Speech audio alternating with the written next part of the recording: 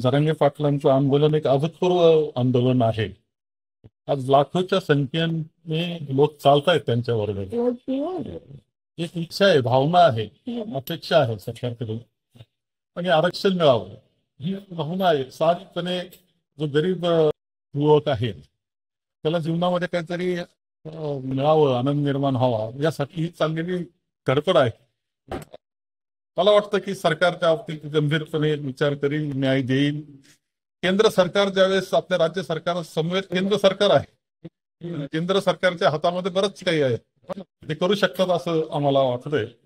आणि म्हणून अपेक्षाही आहे की लवकर तो निर्णय व्हावा आणि मराठा समाजाला आरक्षण मिळावं.